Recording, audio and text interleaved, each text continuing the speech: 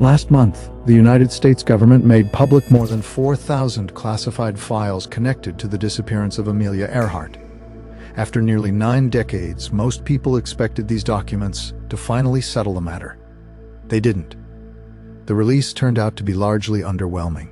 Yet while public attention was fixed on those newly disclosed records, a completely different source had been sitting out in the open all along. Consider this.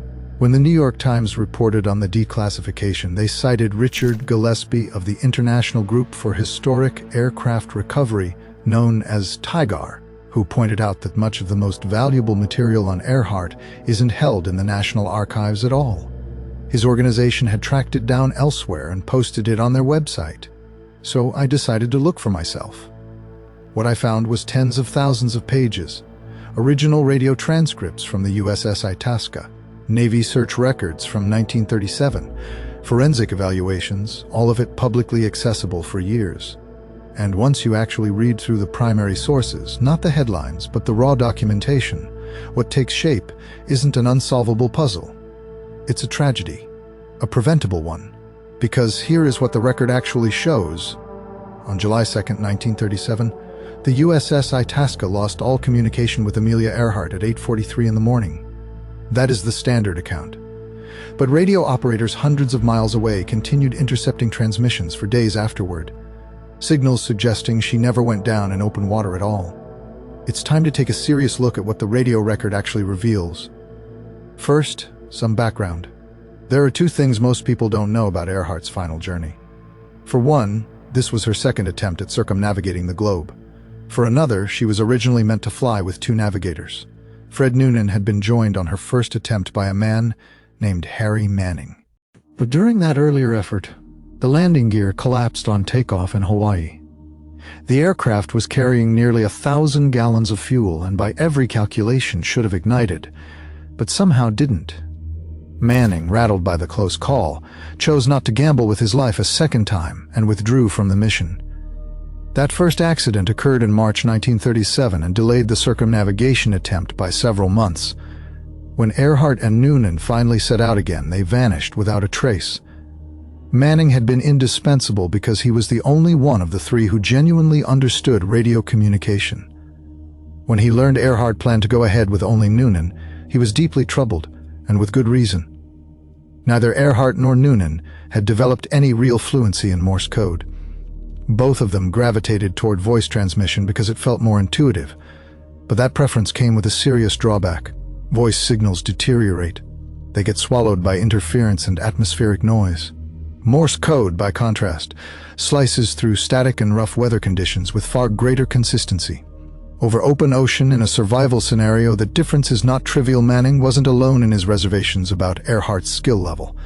Eleanor Smith, who had become the youngest licensed aviator in the United States at just 16 years old, had shared a cockpit with Earhart during a test flight in Delaware back in 1929. At one point, Earhart briefly assumed control from the test pilot. The plane immediately began lurching and pitching in an unstable manner. Embarrassed, Earhart gestured for the pilot to take back the controls. Years afterward, Smith described the incident in a memoir, writing that while Earhart had a basic grasp of the fundamentals, she lacked consistent practice and could not maintain proper nose-to-horizon orientation. After the Hawaii accident, Earhart's husband George Putnam didn't have sufficient funds to restore the aircraft to full specification. Compromises were made. More powerful radios, cut. Improved direction-finding equipment, cut. Emergency gear eliminated entirely. Before her second attempt, Earhart sat down with a reporter named Allen from the Herald Tribune. When he asked what was motivating her to go through with it again, her response was oddly foreboding. She said she felt she had one worthwhile flight remaining in her and was hoping this would be it. She admitted to only one real fear, the ordinary dread of growing old, and said she wouldn't feel entirely cheated if she didn't return. She asked him not to run the piece until after the flight. While waiting to publish, the reporter looked more closely at the equipment checklist for the aircraft. He noticed that a Marine band radio, the device used to broadcast emergency signals to passing ships, was absent from the inventory. When he raised this with Earhart, she dismissed it as unnecessary weight, adding that neither she nor Noonan had much command of Morse code anyway. Better to leave it behind. These weren't isolated oversights. They were converging warning signs, all pointing at the same underlying problem. Earhart did not understand her radio systems well enough to rely on them when it mattered most, and she was about to tackle the most unforgiving stretch of the entire route, 2,500 miles of featureless Pacific Ocean, with almost no margin for error. The leg from Lae, New Guinea to Howland Island was always going to be the most demanding segment of the journey. The Pacific is enormous, and most aircraft in 1937 had a range of just a few thousand kilometers. Earhart's modified Lockheed Electra could cover roughly 6,600 to 7,200 kilometers under ideal circumstances. The night before departure, on July 1st, Earhart and Noonan stripped the plane of every gram of non-essential weight. Earhart removed the sound insulation, which made the engine so loud the two could only communicate by passing handwritten notes on a bamboo rod. Noonan left the rescue smoke bombs sitting beneath his hotel bed. Every decision was aimed at extending range by a few more miles, but in doing so, they stripped away the redundancies that might have kept them alive. These compounding decisions transformed what should have been a demanding but achievable flight into something precarious. In theory, Earhart could fly straight from Lae to Hawaii, but the Pacific rarely cooperates with ideal conditions. The plan was to stop at Howland Island, a sliver of land roughly 2 kilometers long and under a kilometer wide, positioned midway between Australia and Hawaii. Locating it from altitude would be like trying to spot a single grain of rice on a parking lot. Navigation depended on two methods: celestial positioning using the sun, moon, and stars to establish location, and dead reckoning, which projects arrival time based on speed and bearing. Earhart and Noonan estimated the crossing would take around 18 hours, but 20 minutes into the flight, the ground crew at Lae radioed a warning. Headwinds were stronger than anticipated. Earhart never acknowledged the message, more on why in a moment. This was significant because unexpected headwinds alter travel time, and celestial navigation alone isn't precise enough across such extreme distances. Small errors accumulate. Earlier in the trip, when Earhart and Noonan had crossed the South Atlantic, they had touched down more than 100 miles off their intended destination of Dakar due to minor miscalculations by Noonan. To support the most dangerous segment of the route, 3 U.S. Navy and Coast Guard vessels had been deployed at intervals along the path. The USS Ontario was stationed midway between New Guinea and Howland. The USS Swan was positioned between Howland and Hawaii. And the most critically placed vessel, the U.S. Coast Guard cutter Itasca, was anchored just off Howland Island itself. These ships were designed to serve as radio beacons that Earhart could home in on using her direction finder, operating like maritime lighthouses. The Itasca was also assigned to release smoke signals as she neared the island to help her identify it visually. But this is precisely where things began to fall apart. Between Miami and that final departure from Lae, Earhart made 3 distinct errors. Each one might have been survivable in isolation. Together, they were fatal. Back in late June, while Earhart was still in Java, a radio technician helped her plan the beacon frequencies for the 3 ships. His specifications, written in wavelengths, were USS Ontario at 750 meters, USS Swan at 900 meters, and USS Itasca at 750 meters. These were perfectly suited to Earhart's loop antenna direction finder. But here's the problem.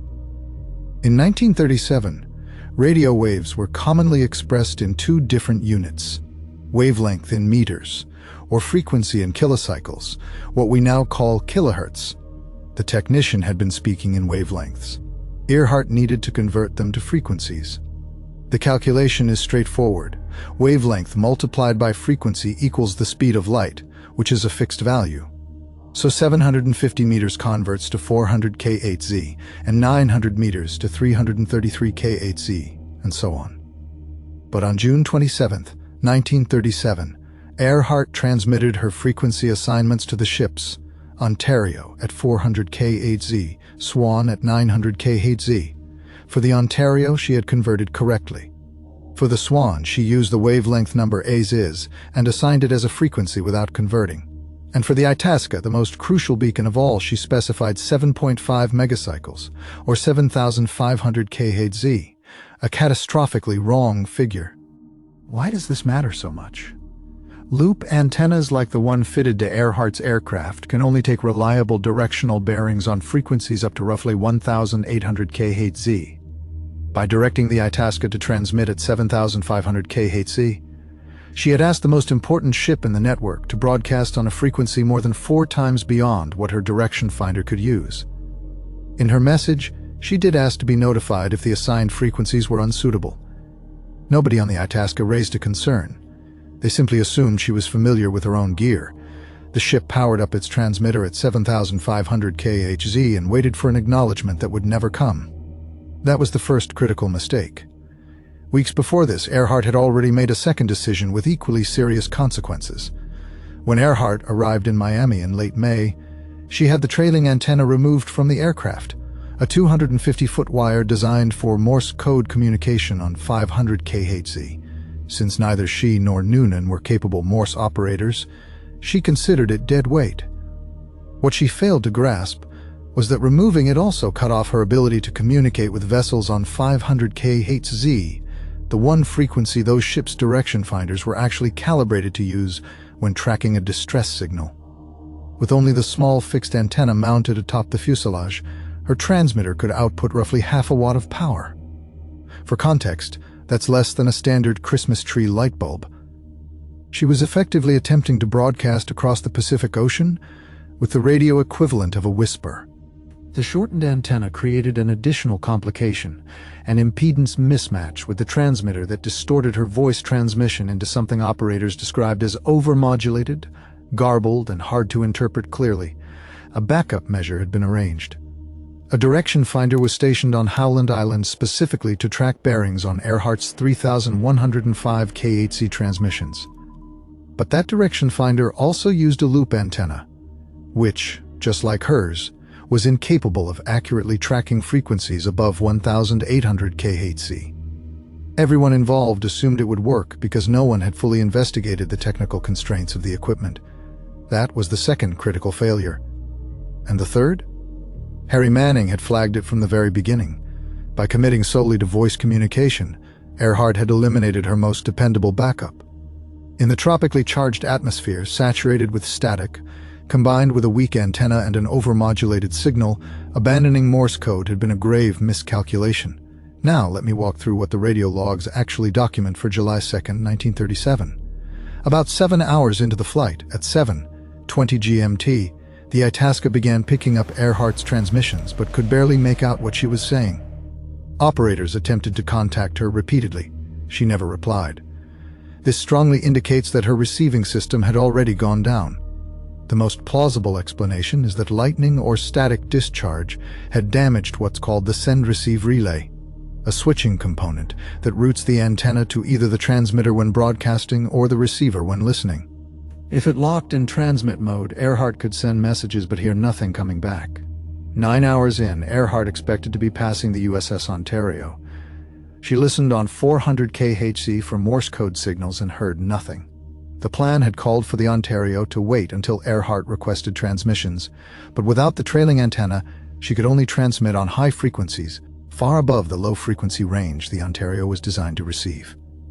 Realizing something was wrong, she sent an urgent telegram asking the Ontario to begin transmitting every 10 minutes. The message didn't get through in time.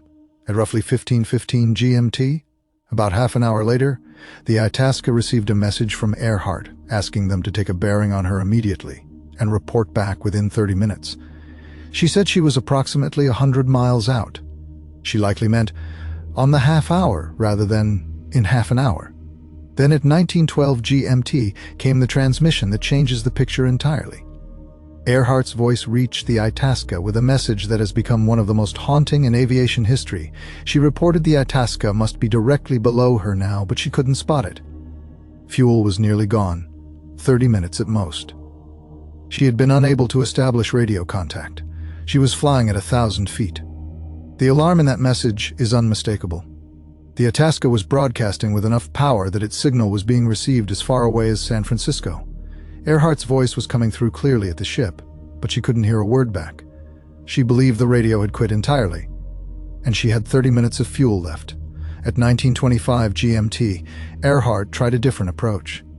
She attempted to home in on the ship's beacon directly, asking them to activate it at 7,500 kHz. The Itasca immediately began transmitting Morse code on that frequency, and Earhart responded almost instantly. She confirmed she was receiving their signal at 7,500 kHz, but was still unable to establish a directional bearing. As covered earlier, this was because 7,500 kHz was far beyond the range at which her loop antenna could deliver a usable bearing. She could detect the presence of a signal, but had no way of determining which direction it was coming from. At 2013 GMT, Earhart sent what would be her final recorded message. She reported being on line 157 over 337, running north to south, and announced she was shifting to 6,210 kHz. This was a line of position. She was telling them she was flying along a known navigational track, but had no idea where along that line she actually was. She switched frequencies, and the Itasca never heard from Amelia Earhart again. But the Itasca wasn't the only station tuned in.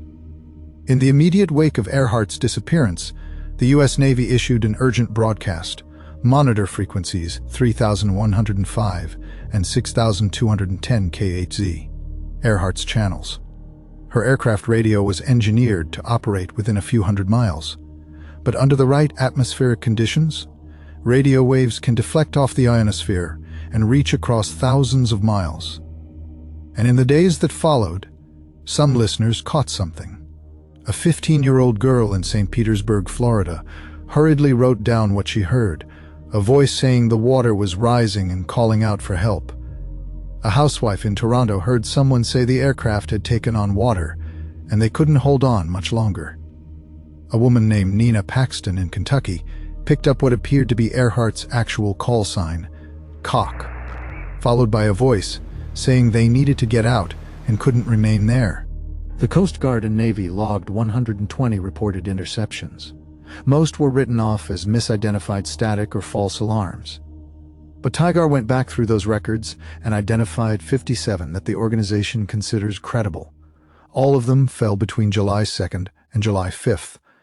And when Tigar mapped those transmission windows against historical tide records for the reef surrounding Gardner Island, something striking appeared.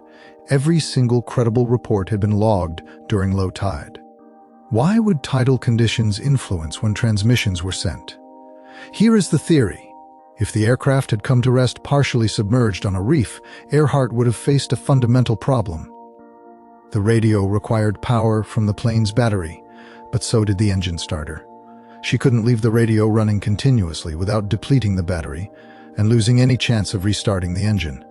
If the engine itself was underwater, she couldn't run it to generate power at all. But at low tide, when the water level fell enough to expose the propeller, she could start the engine, use it to charge the battery, and then broadcast a distress call. This would have placed Earhart and Noonan on a schedule governed entirely by the tides, sheltering during daylight hours, returning to the aircraft at low water to attempt another signal.